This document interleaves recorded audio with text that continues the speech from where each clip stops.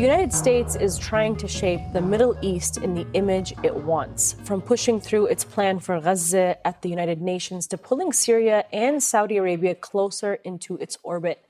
Our anti-war president, Donald Trump, may soon get the Middle East that he wants. But he won't get it all on his own way. Forces from Iran to Yemen and beyond still oppose Trump's plans and continue to fight against it. All the while, Israel continues to expand its control of Palestine, Syria, Lebanon, and beyond. And here to talk to me today about the world's most tumultuous region is Sharmine Narwani. She is a journalist and political analyst who serves as the editor of The Cradle. Welcome to the show, Sharmine. Thank you, Mnar. It's really good to do this again. Yes, always good to hear from you, Sharmine. I always learn so much from you and your team at The Cradle. Israel has been bombing Lebanon almost on a daily basis. They've committed such horrific crimes there, and this is such a major form of intimidation because Hezbollah has not really responded to Israel in this provocation. So even as the major powers at the UN seem to be going along with Trump's plan, his Gaza plan, and the ceasefire, Israel continues to press forward. I mean, just yesterday, the IDF attacked UN peacekeepers inside of Lebanon. They are opening fire at them from close range from their positions, occupying southern Lebanon. I mean, it appears that Israel has total immunity from criticism and censure because of its powerful backers in Washington. So can you talk to us more about these developments inside of South Lebanon, and what do you think is next? Well, I think almost from the get-go, when the ceasefire took place with Lebanon late last year, you saw violations. Israel escalates. It seeks to groom and tame people to accept its violations, its bad behavior. We've written extensively about this at The Cradle, that Israel always crosses a little line, then crosses a bigger line, and then crosses, eventually making its way to cross all red lines. One thing we've learned from this is a ceasefire with Israel, a negotiated ceasefire with Israel, is not worth the paper it's printed on. If you look at what transpired after the 12-day war between Iran and Israel, there was no negotiated settlement. There was just a seizing of fire on the spot, correct? So when I say there was no negotiated settlement, so what happens is the Israelis,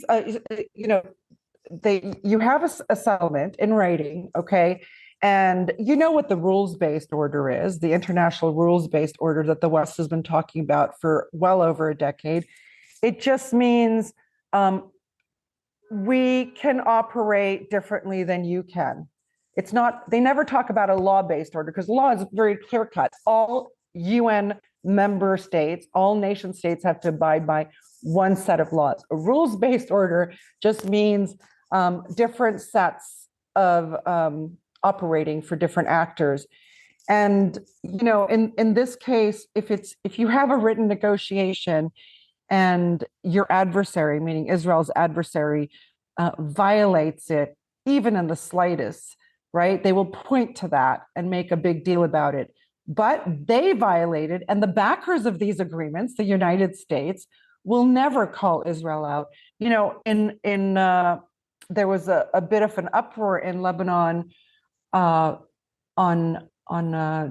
Monday, I think it was, when the Lebanese army commander Rodolphe Haiko, he basically called Israel the enemy, right? In his discussions, he write a letter? The Lebanese army issued a statement on Sunday, which made Israeli officials see red, because they basically operate for Israel in the Lebanese theater, because the Lebanese army statement blamed the quote unquote Israeli enemy for the violation of the Lebanese sovereignty and for obstructing the army's full deployment in the south.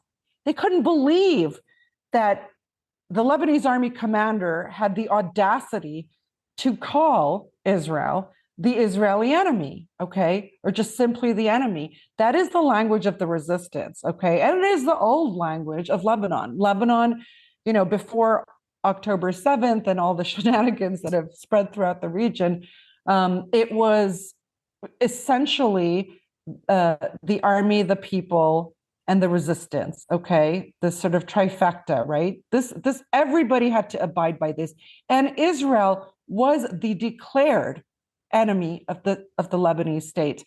And so by him saying this, I mean, the Americans just canceled all meetings with him, with the Lebanese army commander. Okay, and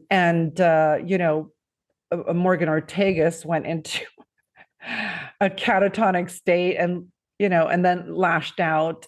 He has refused repeatedly U.S. demands to raid civilian homes in the south to search for Hezbollah's weapons.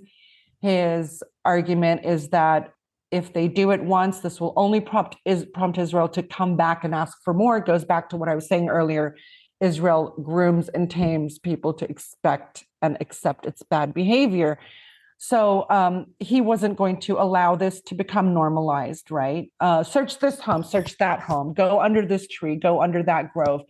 And in fact, the Lebanese army has complied by the agreement. They have gone in and disarmed weapons where they were identified, and they have done their own search and seizures, right? So they've been cooperative, and the resistance, as you point out, has not launched a single retaliatory strike back at Israel. This is why I think that negotiated settlements with this enemy or this set of enemies does us no good. You have to just cease fire with the understanding that the slightest provocation will restart the fire, right? So the onus cannot be placed back on us over and over again. So, of course, today, Israel is bombing Gaza left, right, and center. They always say it is, we withhold the right to basically, target our enemy and achieve our war goals, which is to eradicate Hamas. Well, you can't. There's a ceasefire.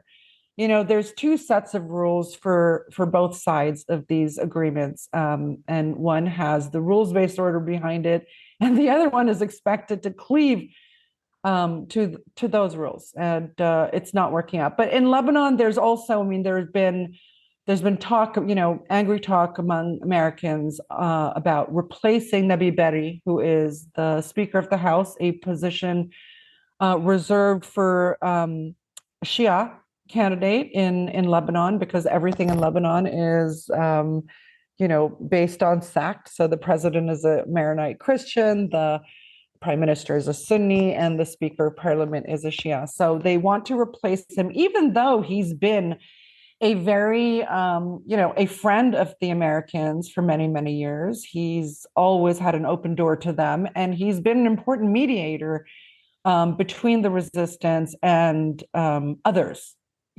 opposing forces. So they want to erase him because he's not playing ball, but he can't.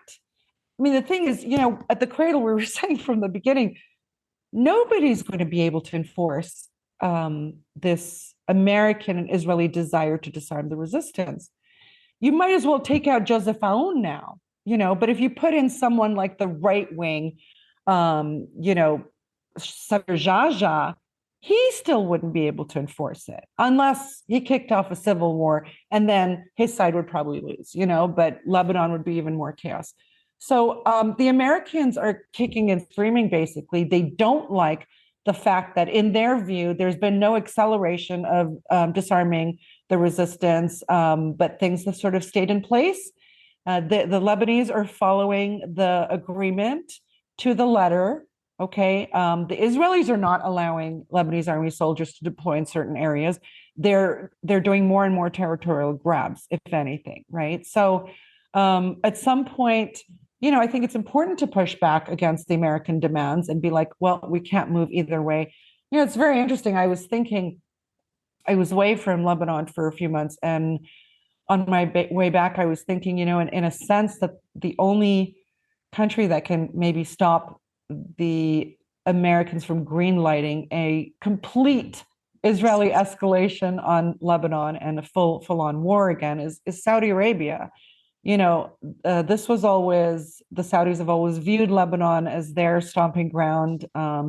They exited the theater for a few years and now they've come back. But I think, like a lot of Arabs and Muslims in this region, there are discussions about the expanding Israeli threat. Israel's biggest mistake, and I think they acknowledge this now pretty much, at least internally, is trying to strike Qatar. That woke up Persian Gulf countries that were sort of like, being dragged along the Abraham Accords road, right?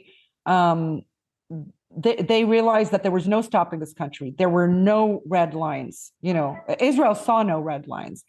And so the Qataris got an apology from Netanyahu. You might not think that's a big deal, but how many people has Netanyahu ever apologized to? He was forced to apologize to the Qatari emir. The Qataris got out of this a U.S. defense pact, right? And they made a big shitstorm about this. The Qataris did not let this go. And so I think, there's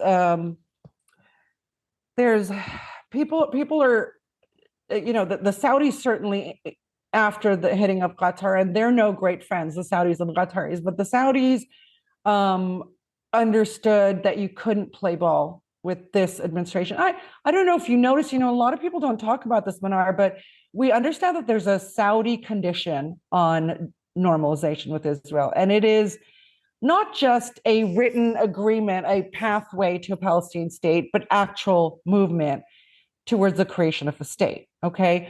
But the Saudis introduced new conditional language earlier this year that kind of went unnoticed. The Saudis specifically said, not with this Israeli cabinet. Okay. I think Trump has realized, I don't know if you saw the White House statement on the discussions between Trump and Saudi Crown Prince Mohammed bin Salman, but the White House issued a statement. It is such a strange statement. I mean, there's a lot of we set up an agreement to negotiate, blah, blah, blah. There's a lot of things in the works, but nothing super clear cut. No major gain for the Saudis, no major gain certainly for the Americans. Any idea of normalization sounds like it's off the table now. I think the Saudis have stuck to their guns, and yet they got things from the Americans. The Americans are going to create nuclear facilities for Saudis, to enhance their electricity, domestic electricity needs. Of course, the Americans will never give enrichment capacity and capability to the Saudis directly. The Americans also gave the Saudis, an agreement to purchase F-35s.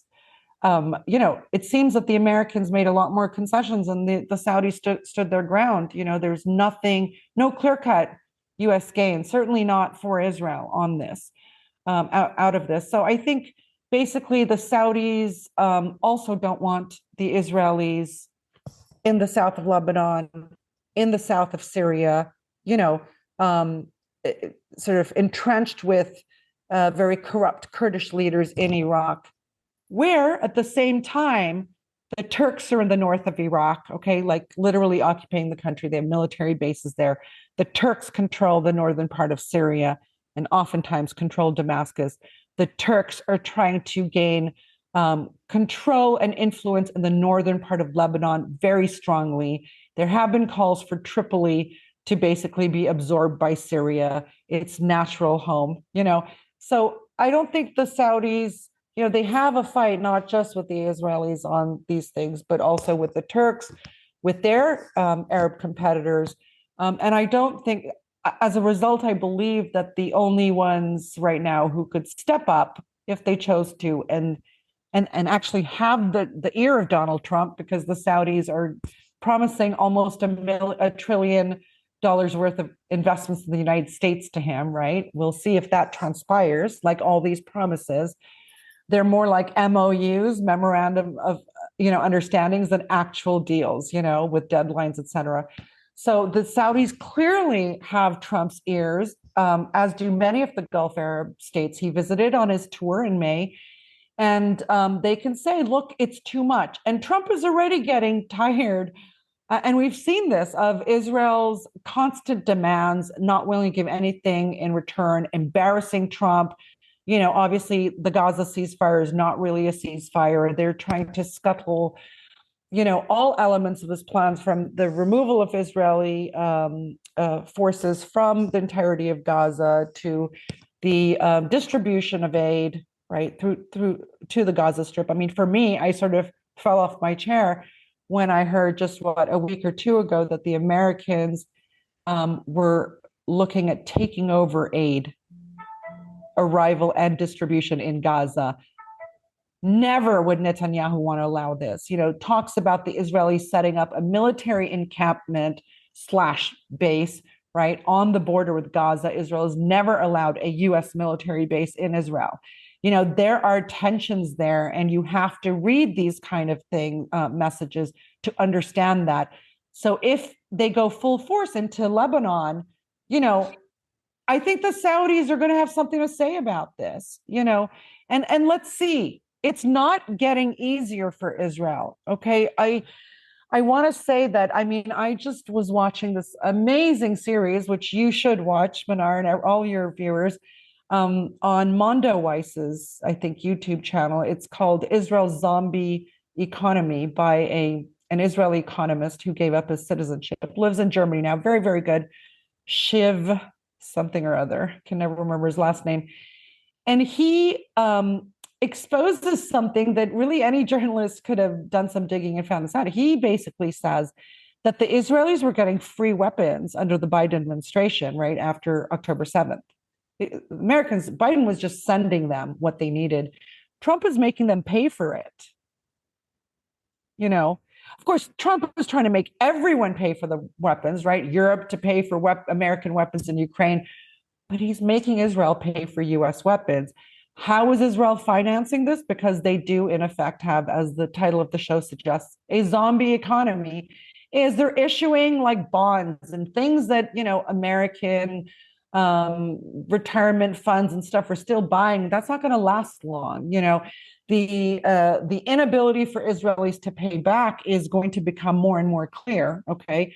And there's not going to be a infinite pipeline of weapons to Israel unless it pays for them.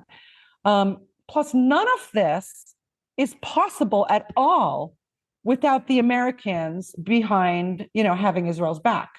And as the Americans tire of Israel's positions on things, and as do the Saudis and other Gulf countries, et cetera, typical Israeli allies in this region, I think we'll see a slowdown. But right now, Israel's still in, just bomb everywhere mode, everywhere, right? Gaza, Lebanon, Syria, Yemen. Now, Syria is interesting because, as I mentioned before the show started, the Cradle had an exclusive today. And it was basically that the Russians are about to reestablish 9 military positions, Russian military positions, in Syria's Quneitra governorate. The Quneitra governorate is where, borders the Golan Heights. It is where a large community of Syrian Druze live. It's, where Israel has tried to make absolute inroads. And question is, why are the Russians there? The Russians, by the way, as the Cradle sources have revealed to us, are not negotiating this with Turkey in the room. They've been negotiating this directly with the Syrian president's office in Damascus. So that's a new, component to consider when we're looking at the Levant as a whole. Are they in there? I mean, ostensibly, the Israelis have agreed to this. They want to keep, on good terms with Russian President Vladimir Putin. I don't know that the Israelis had any choice. They're certainly trying to position this as something the Israelis would like, so that they didn't have Syrian elements, at their border, which is rubbish. The Syrians have not pushed back remotely in these, months and months of, well, a year now almost, of Israeli attacks in Syria. They're not afraid of Ahmad al-Shara and his forces, certainly not. But Ahmad al-Shara flew to Moscow to meet with Putin, right, in the fall, to ask for help because nobody would be able to stop the Israeli onslaught, especially with the Americans never criticizing them, except the Russians. For instance, why have the UAE and basically all Arab countries refused to send in their military forces to act as peacekeepers in Gaza? Because they're brown and Israel will kill them without a thought, right? But you put Russian soldiers in there and Israel thinks it twice. So however the Israelis seek to spin this, they're not going to be happy with Russian military positions in southern Syria, right on their border.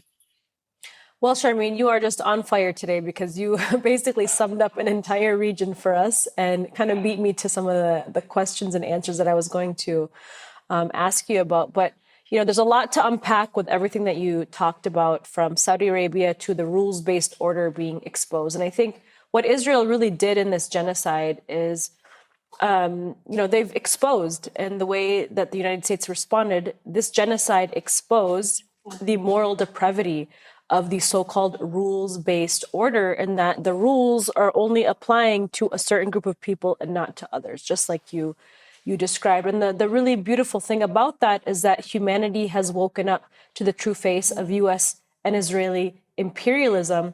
And I find it really interesting that you mentioned that Biden was just giving away these weapons to Israel as Israel needed them, while Trump is now forcing Israel to pay for these weapons, and that Saudi Arabia is kind of one of the main drivers of the foreign policy situation inside of the Middle East. And so I think when we looked at like the coverage coming from corporate mainstream media with Trump's meeting with MBS, the main focus of the coverage was about MBS's his comments on Khashoggi. Jamal Khashoggi's murder by the Saudis, which, by the way, they installed the NSO's Pegasus software on his phone to track him and then to kill him. But the main conversation about Israel and the Abraham Accords and what they really wanted for Syria wasn't really talked about within mainstream coverage. And so you touched on that, but I want to actually focus on some of that a little bit more because Saudi Arabia does have a heavy hand when it comes to what takes place in the Middle East. A lot of people, they look at the UAE as now kind of leading the way. But I think the UAE really just mirrors whatever Israel wants at this point. I mean, they've become like their little puppy where they can just do whatever Israel wants in terms of security and negotiations. But Saudi Arabia actually does have a bit of a stronger hand in influencing U.S. foreign policy. And so if you can just talk a little bit more about that, and what did Saudi Arabia really get out of this meeting with Trump these past couple of days, and what it could mean for Syria? Well, I think that, like I said, the Saudis kind of got some things they'd been asking for a really long time, without there being a clear U.S. reward for it. I mean, like I said, Trump said we're getting almost $1 trillion from the Saudis, which is up from the $600 billion promised earlier. Where is that? It's not in bags of cash. It comes. It gets eked out, With all the Gulf countries, by the way, it's not like when he announced we're getting trillions of dollars from these Arab countries that's what they received. It's not the case. I don't know that the Saudis had Lebanon at the top of their wish list. It would have to be something that's on top of their wish list in order for the U.S. president to take steps. The Saudis may just wait until a situation emerges in which they can pick up the phone and make that call. Why ask for something before it's happened? It's not to say that the Saudis are out to save Lebanon. No, they very clearly, if you read the Saudi media, it is very clearly, and Saudi official statements, they want the resistance in Lebanon to be disarmed, dismantled, dead. But they also don't want Israel to take Lebanon. They don't want Turkey to take Lebanon. These things are big considerations for the Saudis. The Saudis, I always say, come late to a game. When they see one of their Persian Gulf rivals making big strides that, project their power more than Saudi would like it to project, they sort of get in on the game. It's the Arab Spring game. The Saudis came late to that game. The Qataris were working that. And then by mid 2012, we saw the Saudis arrive fully in Damascus, with Prince Bandar bin Sultan, who became, I think, intelligence chief in Saudi Arabia and triggered his jihadi network. And all of a sudden, the Syrian conflict was quite different, and the Saudis started backing certain groups. And you actually had I always say the Arab Spring was kind of marked by Sunni versus Sunni, because all of these countries were kind of opening up their borders, doing more trade with each other, having visa-free policies, and the Arab Spring comes, and it's Turkey versus Saudi Arabia versus Egypt versus the UAE versus Qatar. All of them trying to get the upper hand and become the big player, to take the mantle of Egypt, for instance, which has long been, the leader of the Arab world. Where is Egypt today? The Arab Spring put a kibosh to that, So there's, I don't know that the Saudis got anything of worth. We don't know what was discussed. Statements mean nothing from both these parties, the Saudis and the Americans. I would like to think that the unnoticed Saudi condition, which was no normalization with this cabinet, is being heard loud and clear in Trump's White House, because there's nothing can change with this cabinet and this Israeli prime minister, but everything can change with a new Israeli prime minister and a new cabinet. Okay. Netanyahu undermines all his allies. He's always done so and doesn't care. Other Israeli officials would not be quite the same. Let's see what happens. In Israeli elections, Netanyahu still looks to be the most popular candidate, but can he put together a coalition government, or will his own allies scuttle it?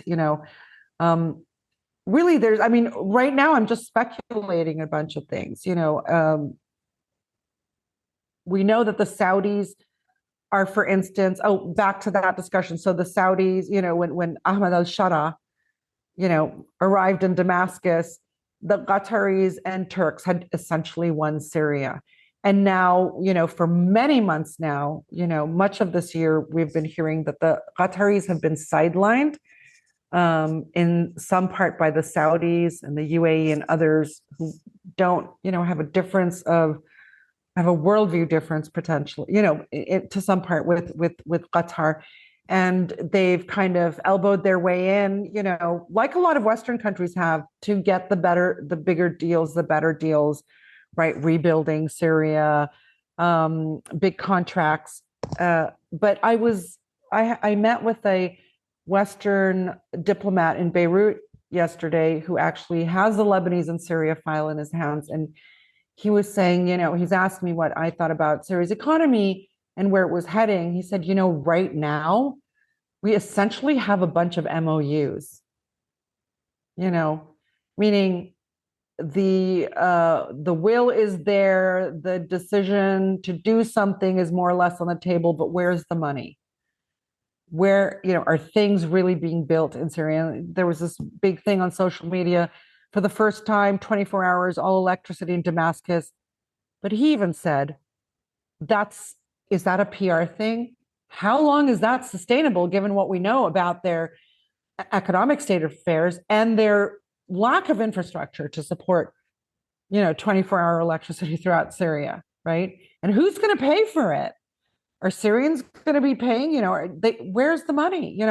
So there's a lot up in the air. And so obviously you see Ahmed al-Shara in every single capital of the world. He's become like the new Zelensky. He's out there with his begging cup and went so far to turn to Moscow because, like the Lebanese are realizing, the West and its allies never deliver anything. I mean, just watch Iraq, the amount of contracts that Western companies got to rebuild Iraq, to create infrastructure, to establish efficiencies. Nothing. I mean, GE had contracts worth billions of dollars, just sold one of its contract last year to the Chinese. Nothing was built. Nothing gets done with the West. And I think we're starting to sense that here. You know, I think Joseph Aoun, the Lebanese president, thought with the kind of momentum the Americans always give a sense that they have going, but it's just words, Mnar. You know, I call it their kinetic energy. The Israelis and the Americans stay kinetic. There's not a day that goes by in the news cycle without us hearing a US or an Israeli statement on something very pressing in the region, right? To scene set, to steal the narrative, to set the narrative. And it gives us a sense that they're doing so much here, right? But in fact, a lot of it is hot air. And so Ahmed al-Shara definitely got wind of that when he turned to the Russians. The Israelis are turning to the Chinese to help build out their electricity grid. Okay. You know, the Lebanese won't dare do anything that the Americans say no to, but that's going to change too, because nothing is moving here except Israeli violations getting worse and worse and worse. And of course, at some point, the resistance will respond, but the resistance will tell us that it's getting to a point where they're going to respond to let people prepare, you know. So yeah, I mean, it's just, you know what, we talk on the Cradles podcast, we do it twice a week now. And we talk about all the time, a lot of balls in the air, you know, and the best we can do is point out what these balls are, you know, what's in play. There's no telling how things can move. Because as you know, covering this region, Mnar, better than most journalists in the world, one event can change trajectories in this region too. Absolutely. And one of those events is the revelations of Jeffrey Epstein and his role in driving U.S. policy in the Middle East. And I know that that might seem like a big pivot to go from what we talked about to Jeffrey Epstein, but actually one of the people parading in the Middle East talking about, you know, acting civilized and stop being animalistic is the U.S. ambassador to Turkey, Tom Barak. Tom Barak recently made headlines when he told a group of Lebanese people to Lebanese journalists to stop acting civilized and to stop being so animalistic. And so there are recent revelations of him thanking Jeffrey Epstein for a young child and sending photos. So what have you made of the latest revelations about Jeffrey Epstein's ties to Tom Barak, to Israel and Israeli intelligence, and shaping what we're seeing today in Lebanon and in the Middle East? I'll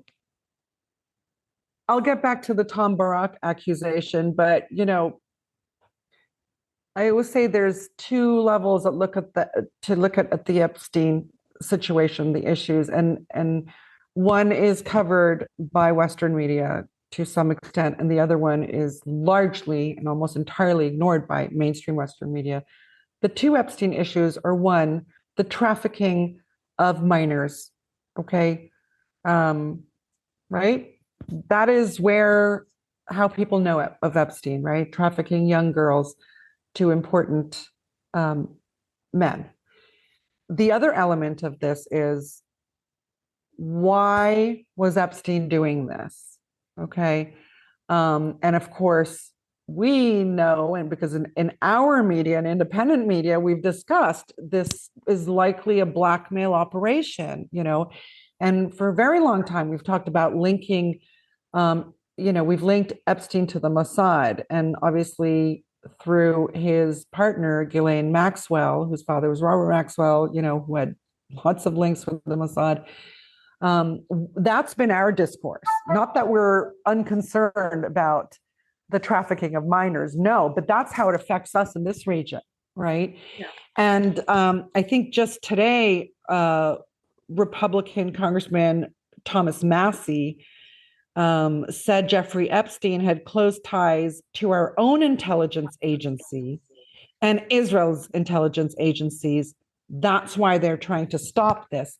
So you have a sitting US congressman now making those things clear instead of course, the world has, Americans have heard this about the second element, the Mossad element, because of social media. Otherwise, you never have heard about this element in the United States, so social media has sort of bypassed and gone well beyond mainstream media and covering this aspect of the story.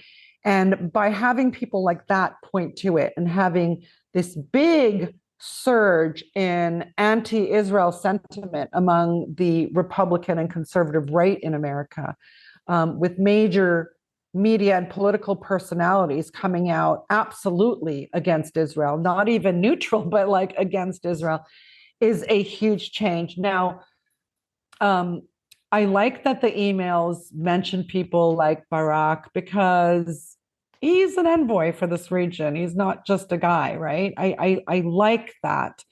But to be honest, let's be journalists here for a second. When you saw that email, in which Epstein basically says, and I'm not reading this verbatim, you're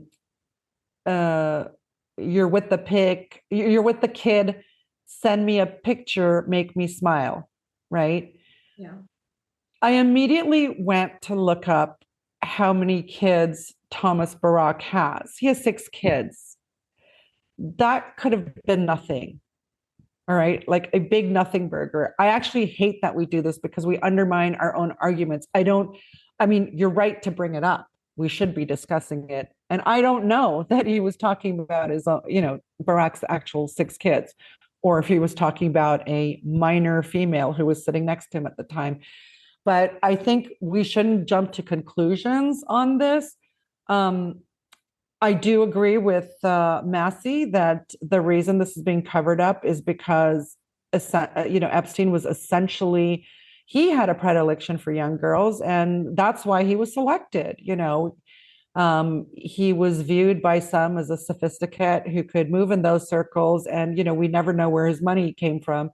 But he was set up with, multi-million-dollar properties and private jets and all the goodies, right?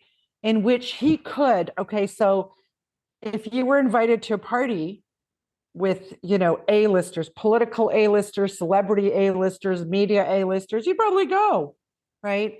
I would, to see who these people were and how they mingled. No. I mean, why would you not? I'm nosy. That's why I'm a journalist. Okay. I'm just going to say that. I don't have a lot of red lines, very few, by the way. And, but what he probably sought to do was to figure out who he could corrupt so they could have blackmail files on that person, right? And if you follow like the Bill Melinda Gates divorce story, she talked about Epstein giving her the creeps from the get-go, and her telling Bill she doesn't want him to hang around with Jeffrey Epstein. And so there are people who got sucked into Epstein's world. There are people who never knew this stuff was going on. They just weren't participants in this kind of things. They were props. It's good to have this big name at my party anyways, right? And there were people who were not even blackmailed, but the photos were there. Probably the understanding was there that, we have a lot on you. And so you have people, this is what intelligence agencies do. A few businessmen might do it, but we don't actually know Epstein was a businessman. Nobody knows what he did, but this is the work of intelligence agencies. And as, people have noted these last years, nobody becomes big, so big, okay, that they don't then get infiltrated. Okay. You're not allowed to just start a Twitter. If you get big enough, they're not going to allow you to if you don't play ball with them. And this is just what happens, right? So it's a game, and I would definitely warn people against taking every name that appears in these emails and jumping to conclusions by association. But of course, what this all leads to is more and more public desire to scrutinize these documents themselves. So it's not a bad thing, even if there's sort of like puff pieces and stuff that comes out of this, and a lot of over speculation. The fact is, I think it's created momentum to get these files released. And once the files and the investigations are released, then we know much, much more. But I don't subscribe necessarily to the idea that Trump has reversed his position on disclosing the files, because he is implicated in, having sexual relations with minors. I subscribe to the position that too many super important people are in those files who have all weighed in and pressured Trump not to let them be released. Sorry to disappoint. No, that's okay. I mean, I think you make a very valid point. I think a lot of people forget that sometimes that there are people who show up and communicate with certain people, and it might just be of an association. It doesn't necessarily implicate them in some sort of wrongdoing. And so that's a very valid point. And so one of the things I wanted to wrap up the conversation to talk about was Yemen. You've done this incredible job at kind of painting the whole picture in the region, from Syria to Qatar, Saudi Arabia, Lebanon, Palestine, and how the U.S. involvement has played a role or shaped the policies, Russia, China, et cetera, et cetera. But one nation that has really triumphed over this region is the resistance in Yemen. I mean, this is a small, poor nation. Of course, it's poor by design because it's been plundered and occupied by the powers that be. But, Yemen has been able to put up stiff resistance to the U.S.-Israeli project. Since the ceasefire, they've threatened Israel that they will continue to bomb Israel, or to fly their missiles there. How have they been able to do it? And do you think that their resistance is going to continue in 2026? Like, what is the buzz that you're hearing, and how do you think the U.S. and Israel will respond, considering Yemen did enforce one of the most successful blockades against Israel and the U.S. in its Red Sea blockade? One of the reasons Yemen has been so successful, or the Yemeni resistance, is because they don't, by and large, they don't speak English. They don't read the Western press. They're untouched by the propaganda narratives that has made, in my view, many of the other members of the resistance axis too well behaved. Okay. Do you know what I'm saying? Mm-hmm. Too well mannered. Okay. The Yemeni resistance put a bullet in the head of Ali Abdullah Saleh, right? They didn't think, oh, we're not allowed to do that. It's going to make us look savage. Oh, we have to show a different face of ourselves to blah, blah, blah, blah, fill in the blank, right? They don't have colonized minds.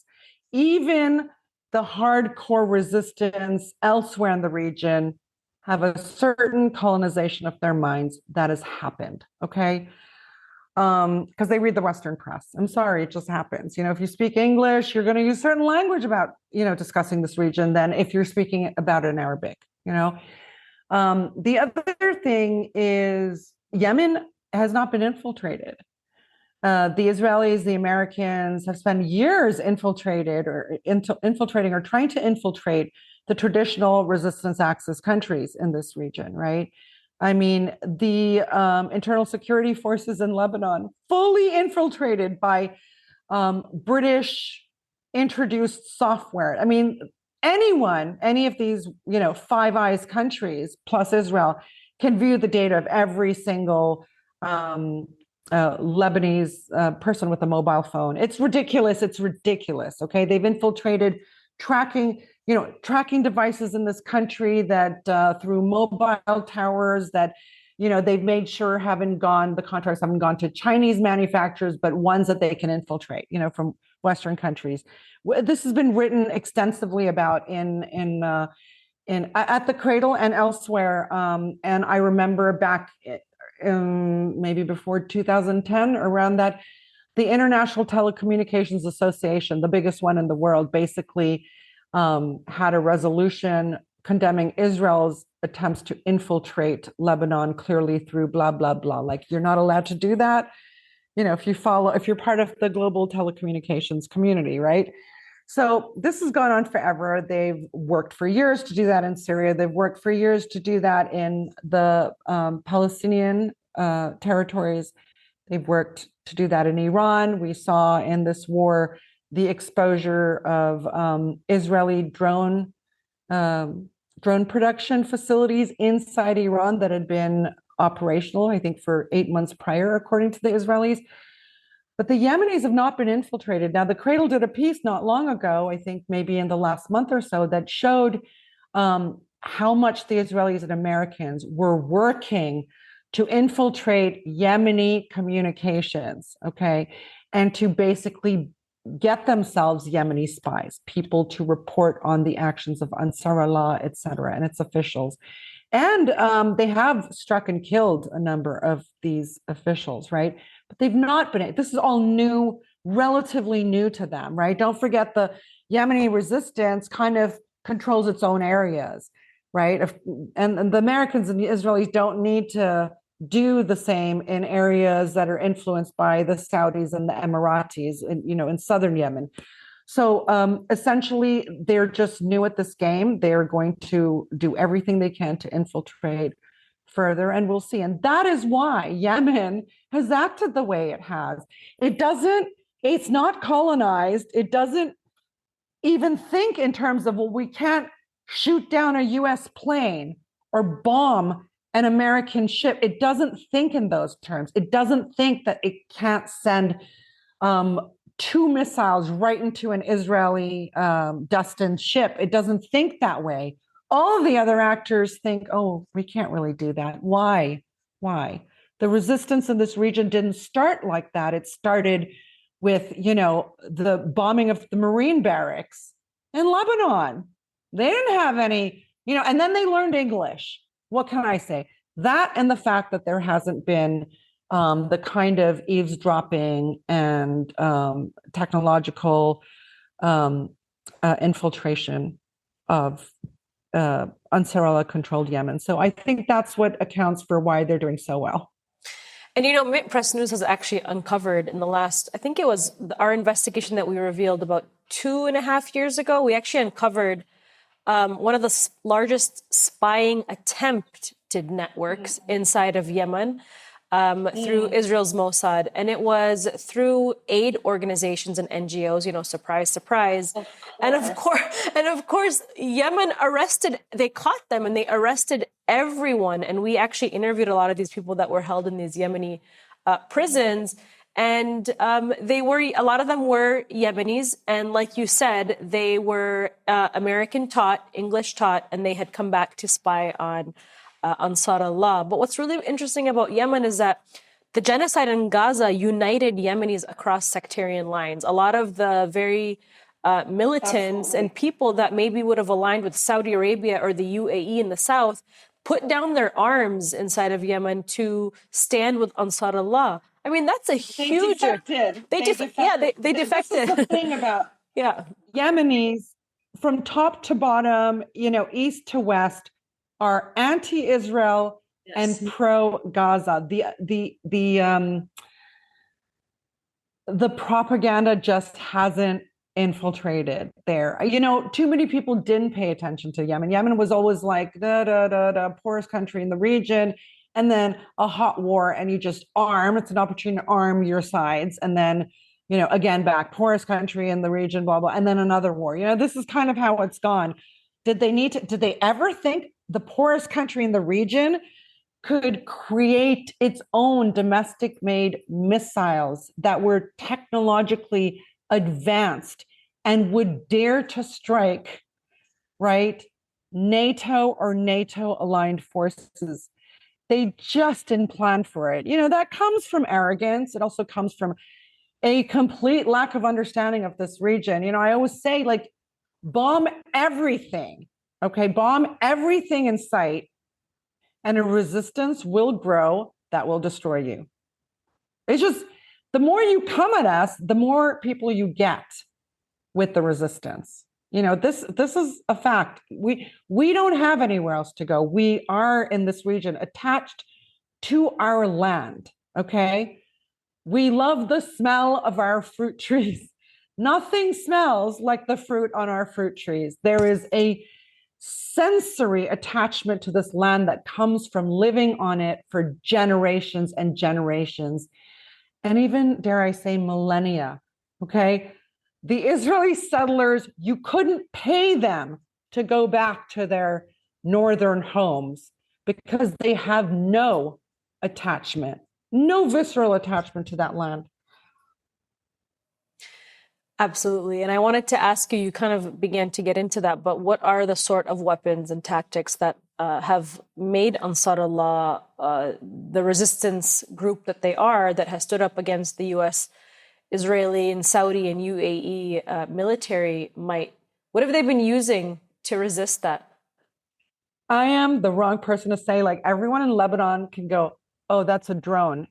And I just heard an airplane, a bird. I don't hear, I don't know. They're like, that's whatever. Even bullet sounds. That's an AK-47. I zero ability or really interest in the kinds of weapons. But what I do know from, meaning I'm not going to give you names, Mnar, just don't expect that from me.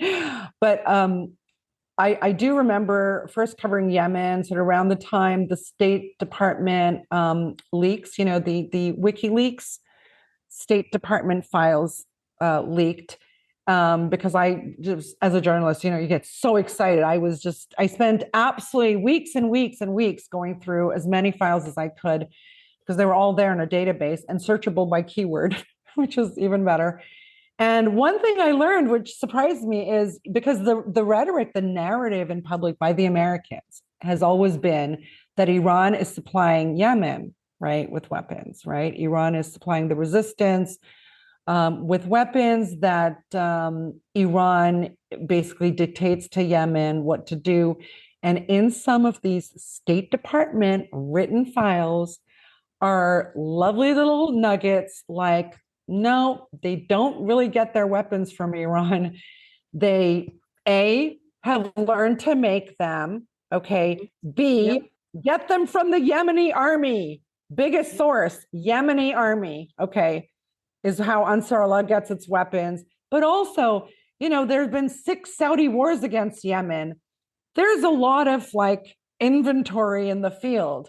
They can repurpose, re-engineer, or just take, right? I mean, you look at the ordinances, the unexploded ordinances that Israel's dropped on Gaza, that's all in Hamas's stash now. You know what I mean?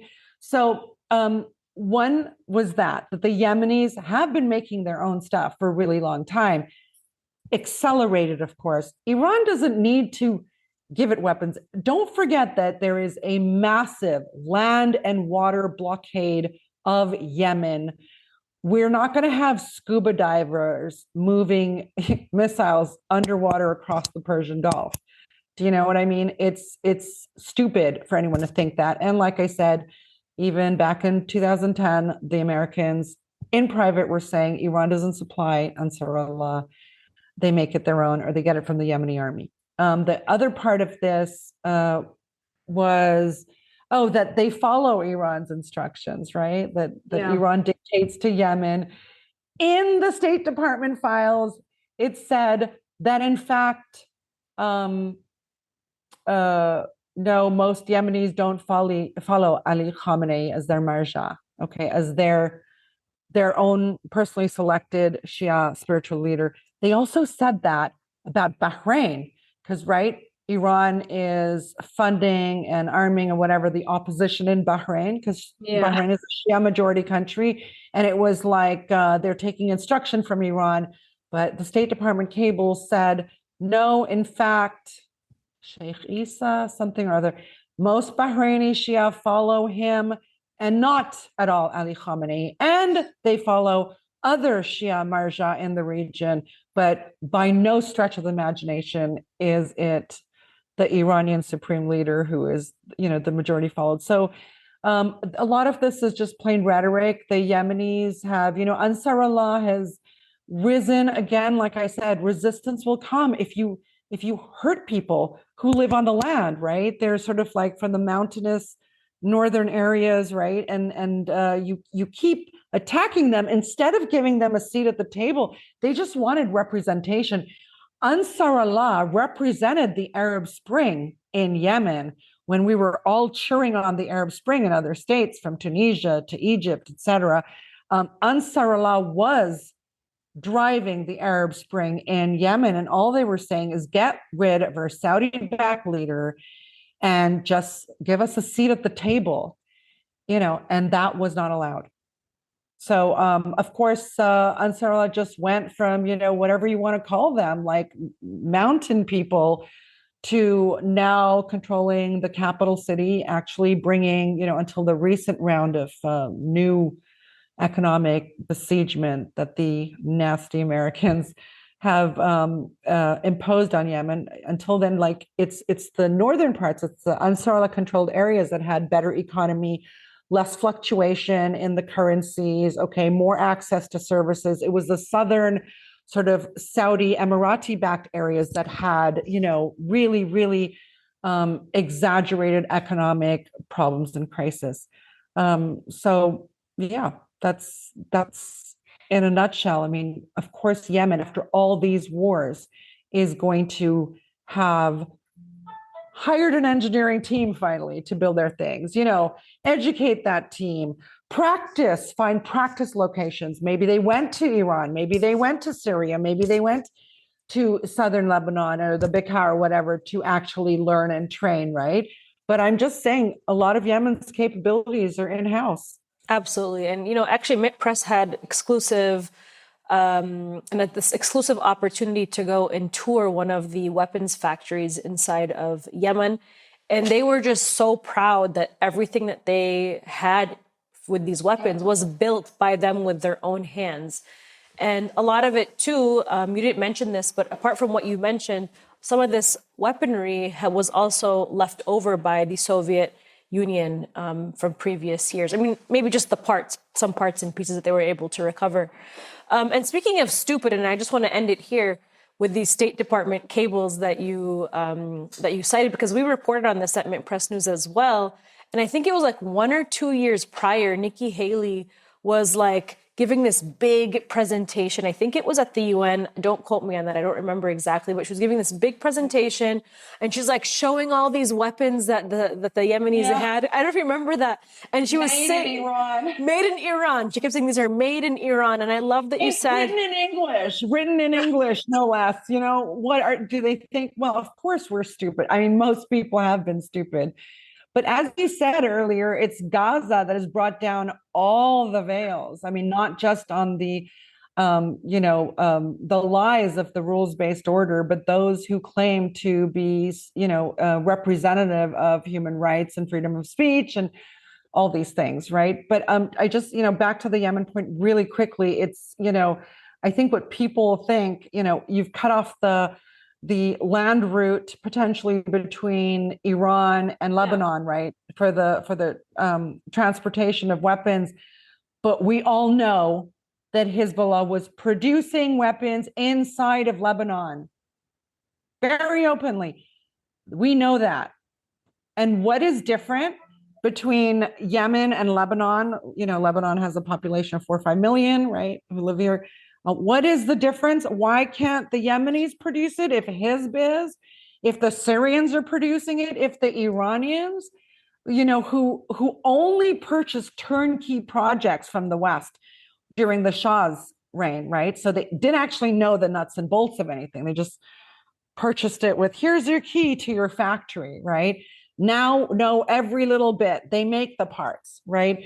So this is what the resistance axis, people think it's just anti-Americanism, anti-Israel. No, the axis stands for so much more. It stands for actually what, international law stands on, which is two things: sovereignty and territorial integrity, meaning we will decide our own destiny. We will decide our own form of governance. We will decide the structure of our economy, the partners we will trade with, the nations we choose to ally with and have special relationships with. You don't dictate to us.